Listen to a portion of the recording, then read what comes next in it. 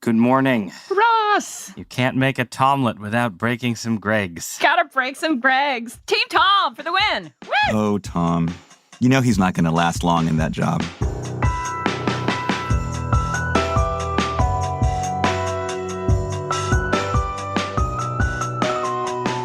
From New York Times Opinion, I'm Michelle Cottle. I'm Ross Douthat. I'm Carlos Lozada.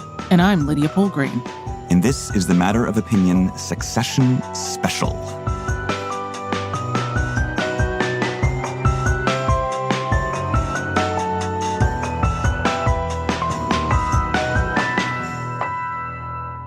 Last night was the final episode of HBO's Succession, or should we call it the Max show? Succession. I don't know. Well, the Max show, Succession. Max. So we're here to give Waystar Royco a proper send-off in a bonus episode of Matter of Opinion. This was a family saga about American wealth, about global media, and at the center of it was, no surprise, a succession battle. It was a show about marriage. It was a show about siblings. It was a show about how we, the viewer, how we, the people, feel about obscene wealth and inequality. And in the end, it came down to, spoiler alert, none of the children winning the top job, and Tom, the child-in-law, succeeding as the perhaps temporary CEO of Waystar Royco. So who had Tom in the office pool? I was totally rooting for Team Tom. Team Tom was the only way to go. I think, Tom, I think there were two ways that the show could end, and this was the right way for it to end. There was a way where the show ended that it kept sort of telegraphing that it was going to do as sort of dramatic misdirection, where Kendall Roy, the eldest boy, as I think he described himself in the hysterical endgame, that he was going to be, this was going to be a kind of Godfather scenario where he became his father, became ruthless enough to, outmaneuver his siblings, outmaneuver, the Swedish tech lord, and, at the end, close the door on us, Michael Corleone style. But that was clearly not what the show was doing for its entire arc. The show was showing you over and over again that the children of Logan Roy had been sufficiently damaged by their father and were sufficiently weak and, early 21st century failed children on their own terms that they couldn't possibly take over. And to me as a viewer, the dilemma had been, Tom Wambsgans, the, much brutalized spouse of Shiv Roy, the daughter, had seemed like the obvious person to sort of outmaneuver all of them. But he also had never seemed sort of capable enough and bold enough to actually do this on his own. And so the mechanism the show came up with, where he didn't outmaneuver them on his own, he became the sort of natural figure chosen by a much more ruthless entrepreneur in the form of Lucas Madsen, I thought was perfect and necessary. And I thought this was one of the most successful series finales I've honestly ever seen. It was perfection. If you think about where each of the protagonists was in that very first episode, right? It's Kendall trying to step up and failing, right? It's Tom trying desperately to ingratiate himself with a more powerful man, right? It's Shiv kind of playing all sides, not able to commit to anything. Is it politics? Is it the company? Is it Tom? And it's Roman knowing that he was completely wrong for it all. And even saying in that first episode, this is all bullshit. When Kendall's trying to close the deal with Walter. And he said the same thing in the final episode, in that dramatic scene outside the boardroom. Except he says, instead of all of this, meaning the company, the thing being BS, we are BS. We are nothing. There was no growth. They were exactly who they were at the beginning of the show as they were at the end, just more so. And in that first episode, Tom specifically says to Greg, stick with me. I'll take care of you. I mean it. And in the end, he puts one of the stickers from the Roy family, estate dispersal on Greg's forehead. But yes, it all came full circle. Did you all follow on social media the last couple of days this whole thing about the baseball player? Yes. Wambsgans. Wambsgans. So it turns out that there was this baseball player by the name of Bill Wambsgans with two S's rather than one. I did not follow this. He was a second baseman for Cleveland from 1914 to 1923. And he was just kind of a nobody. But, and I don't know anything about sports, so I'm going to totally butcher this. But he executed some never done before and never since repeated play in which he eliminated 3 opponents at once. Yes, so the unassisted triple play. Yes, the only triple play in the World Series, right? And so somebody unearthed this, and it went, sort of viral on Twitter, and there was a lot of discussion of it, and that I think was very amusing and increased my conviction that it was going to end up being Tom. But I also think that there's something about succeeding a sort of a business legend, right? That's just very, very difficult. And Tom is the only one who really sort of fit the bill. And you could tell in the way that he pitched himself to Matsson that he sort of knew it, right? That, he says, I have an excess of vigilance and a high tolerance for pain.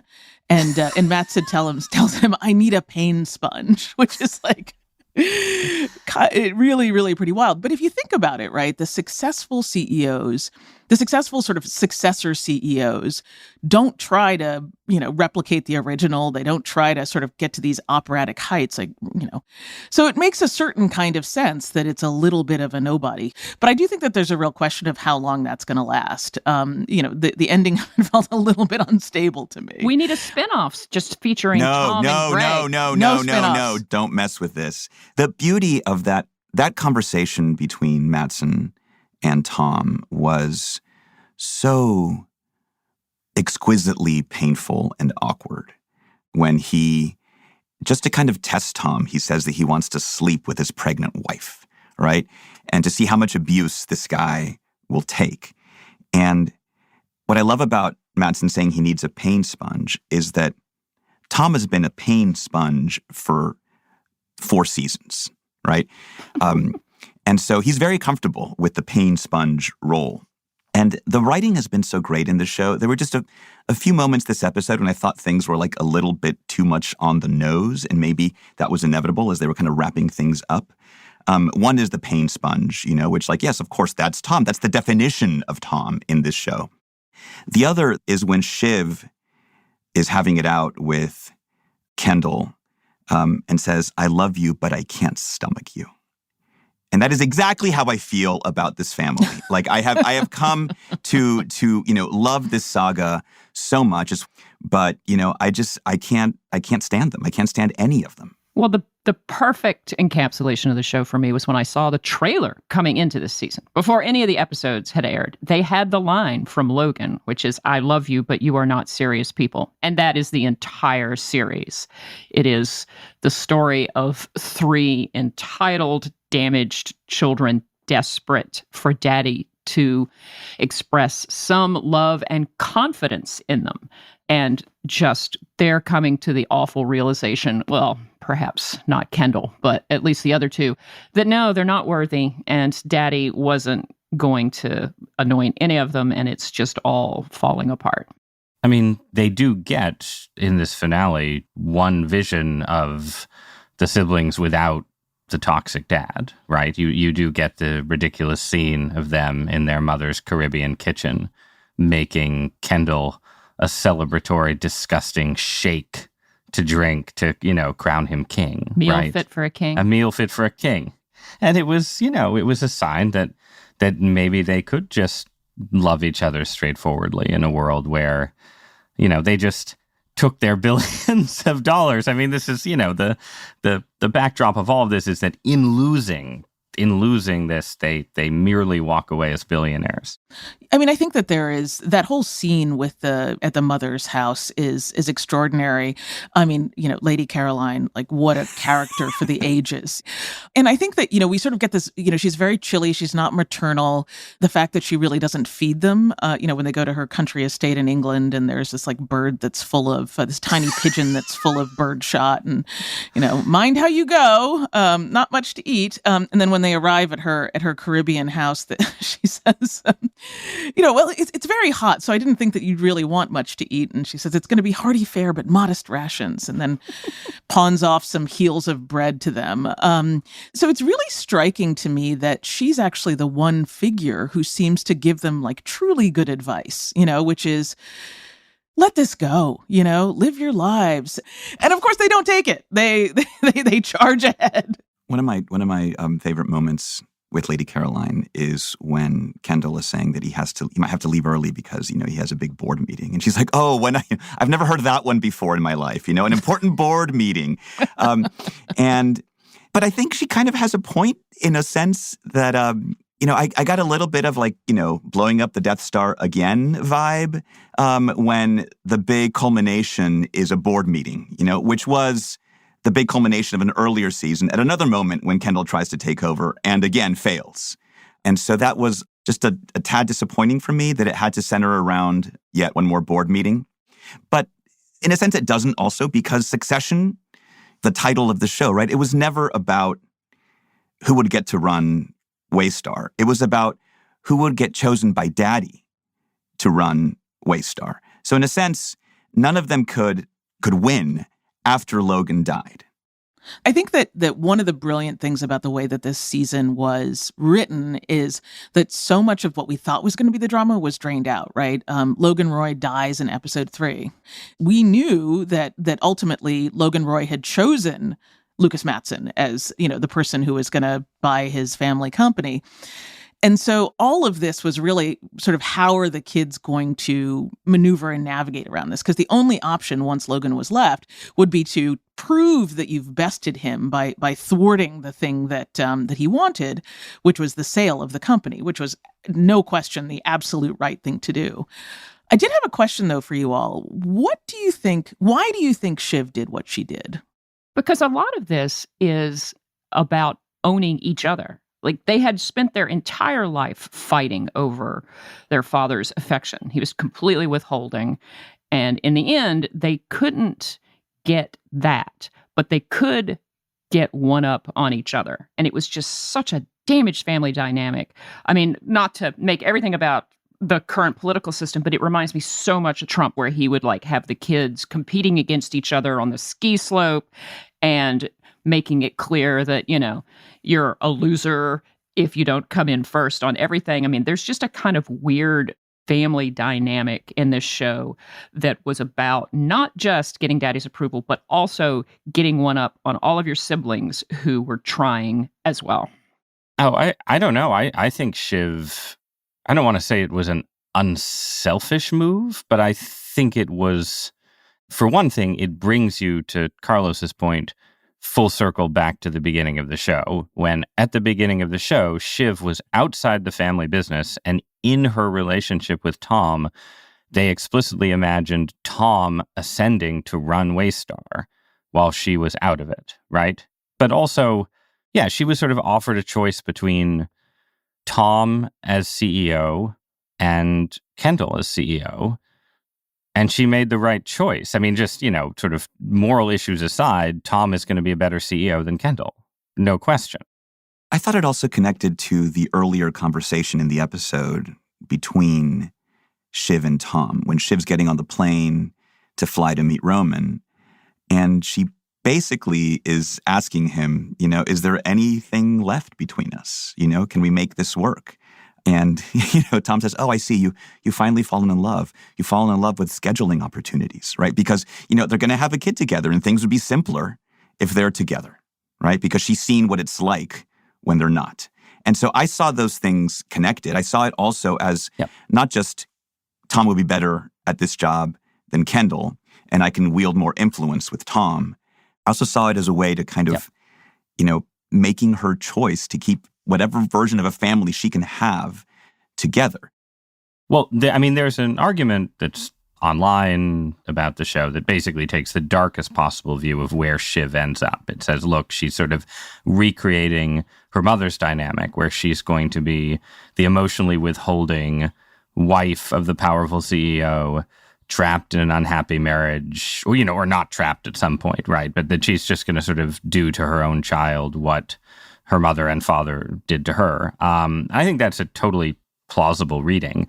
I do think there's a slightly more optimistic reading where, Tom and Shiv's marriage was founded on this fundamental inequality where she was marrying him because she thought he was beneath her and that would make her feel safe and powerful and she'd never have to worry. And the story of the last 2 seasons on the show has been Tom in his slippery, slimy, ridiculous way, gaining power at her expense in a way that equalizes the marriage. Yeah, no, I think that's right. And there was this moment in season 1 where Logan says to Shiv, "You're marrying a man fathoms beneath you because you don't want to risk being betrayed," right? But actually, he betrays her not once, but twice, right? Yes. And so I think there's really something to your theory here, Ross, that sort of by hurting each other, they sort of come together at this level. And I mean, there's something incredibly mysterious about that last shot when they're in the limo together, where he extends his hand and she puts her hand on top of his, and they're not holding hands exactly. They don't hold. Yeah. Yeah. It's balanced. How do you interpret that moment? That scene was extraordinary because even from the angle in which it was shot, it was kind of like below them looking up. And when Tom, first he puts his hand in the center and then he pauses and then he turns it over, right? And it is such a kind, and his chin seems to go up a little bit. It becomes this kind of regal look that Tom is lowering himself to offer a hand down to Shiv.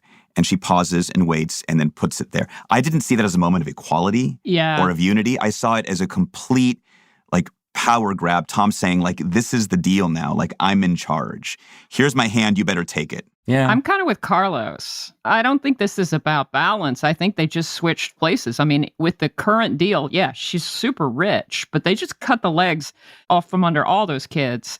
They basically just put him in charge now. So they've just swapped places. Although, I mean, Shiv is the one who put him there, right? I mean, I agree that I think that's a reasonable interpretation. I'm just saying it's not that Tom betrayed them flat out at the end of season 3. At the end of season 4, Tom betrays her to some extent, but then she's the one who decides that it should be Tom in the end. Although Tom tells her to do it. Do you remember that scene in Logan's house when she finds out that it's Tom? But right before he tells her, it's me, he says, you might want to vote yes. You might want to move this through. And she doesn't get it until she realizes that it's him. So he kind of tells her, this will be good for you. This will be good for us. All right. So this is a clearly disgusting group of people. So why were we all so completely in love with them? Is it just the White Lotus thing? It's like, ooh, look, a bunch of really unhappy rich people? That's kind of it. I think, so I grew up watching this Mexican soap opera called Los ricos también lloran. The rich also cry, right? Which is one of my favorite. I love that. It was a great, and this was like a family event. We would all gather together, grandparents, cousins, aunts, and uncles. We would watch Los ricos también lloran. And, sorry to bring it back to a book I read, but there was this book I read a decade ago called The Good Rich and What They Cost Us, by this historian at Williams named Robert Dalzell. And his argument, which is not super novel, is that Americans have a deal with rich people, right? You let them do whatever they want to do to get their wealth. And as long as they kind of give it away later, we kind of reframe them from, rapacious capitalists to benevolent philanthropists. The problem is that the terms of that deal keep getting adjusted, right? And that is the inequality in the American economy. And so, it keeps getting more expensive to have that deal. And sort of them giving the money away is no longer enough. And so what do we tell ourselves? We tell ourselves that the rich also cry. We tell ourselves that deep down they're actually miserable, right? And that being rich sucks. Which I don't buy at all. I would take the Roy's wealth and give it a shot. See how it works out for me, But I think that's part of it. There's this sense that, the place we've gotten to with inequality in America is so kind of obscene that there's comfort in thinking that the rich are there, bawling their eyes out. I think there's also just a kind of blanket joylessness to the Roys, right? Like they don't eat, they don't seem to enjoy these, astonishingly beautiful locations that they go to. There's just like no pleasure in it at all. And, it's funny, my wife made this joke to me. She said, I just can't believe that these people are fighting over a job. And I think that like normal people would think that, right? Like, I mean, the other sort of maybe too obvious thing about what people find attractive in the show is the strong suspicion that, we are sort of going through a period as a society where we're passing the torch from a generation that maybe screwed everything up, but was also extremely talented and competent to fears that, the next generation will just screw things up without the talent and competence. But I want to be clear, right? The people being handed off to are they millennials or Generation X? Because what's actually happening, right, is that Generation X, the last competent generation in America, is going to be sadly passed over in favor of Always. Favor of. Yeah, no, they are. They're millennials. They are not Generation right? X. Yeah, exactly. So Generation X comes out, unscathed. Connor's a Gen Xer. Yeah, but Connor's not really involved at all. Connor's just pathetic. Just for the record, Matthew McFadden, who plays Tom Wamsgans, is 48 years old and therefore is part of Generation X. Yep, right so smack in the middle of Gen X. He can be claimed. Right smack in the middle. It can be claimed as a Gen X triumph. Just finally. Yep. Finally, we get our due. Yeah, we got our due. I thought he was younger. He looks so much. I think it's all the hair. He's got so much hair. So he's a very, very handsome man. We can't all be Tom Wamsgans, okay? His hirsuteness just fooled me. I'm just saying. He's very hirsute. Wow, this is really going off the rails, guys. Woohoo! All right, see you guys back here Thursday for our regular episode. Bye, guys.